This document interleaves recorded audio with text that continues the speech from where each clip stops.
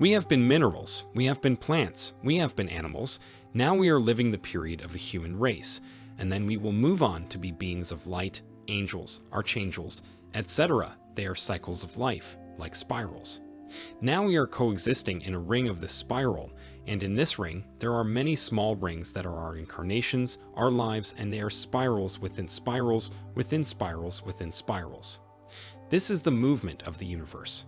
So until we experience enlightenment, which is what it means to be the soul in the physical body in duality, once we have transcended matter, once we have integrated duality into matter, then we will no longer need to incarnate on planet Earth. But until then, there is no choice. So the sooner we do this, the sooner we will move on to other dimensions. The whole point is to integrate opposites in this current dimension: male and female, moon and sun, day and night, good and bad, rich and poor. So what is the reason why we, who live on Earth, incarnate? We were born in a luminous dimension. What is this dimension? It's the absolute and the creation. Let's call it God. Let's call it the cosmos. Let's call it life. We were generated by the Creator, by the creation, and we are cells of God's body, if you will. It's difficult for a cell in the sea to be aware that it is a cell in the sea. Think of the usual example of a fish. A fish that is born and grows up in water is not aware of the element of water until a hand extracts it. Then, through suffering, it lacks air. What makes it understand that there is another element? When the hand puts it back into the water, the fish has a different awareness, an awareness of being immersed in this liquid. The same goes for us. We were cells of God, so like the cell in the sea, we existed without awareness. When I said that you were made in the image and likeness of God, I was not talking about the physical body.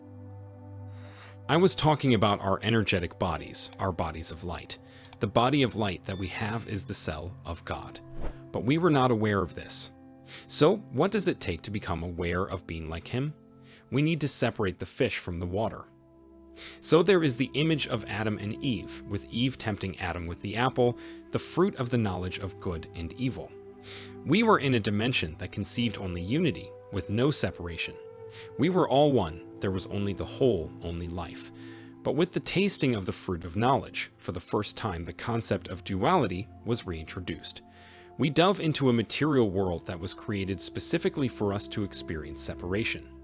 It's said that we are in a Maya hologram, the illusion, because this planet and this dimension were created specifically for us to know God's room. So at the beginning, we immersed ourselves in civilizations that were still extremely connected to their divine essence. Think of Lemuria, and then later Atlantis. In Atlantis, the mental body was added, so we became even more separated from God. Then there were the Middle Ages, Greece, and so on, until today. Throughout these millennia of descent, it was like a hand slowly lifting us out of the water. Now we are at a historical moment where we are experiencing God's room, knowing it through suffering. This will allow us to rise back up to the top of the water, but with a different awareness. We will return to one but aware that we are divine, but not just aware mentally. We will have lived it. We will stay there, thinking about the gods. These legends really existed. They were beings that integrated the soul into matter, and that's what they came to do, because there are cycles of life, just like school for the soul. Everything is dual, but it is an illusion, because what exists is a unified frequency.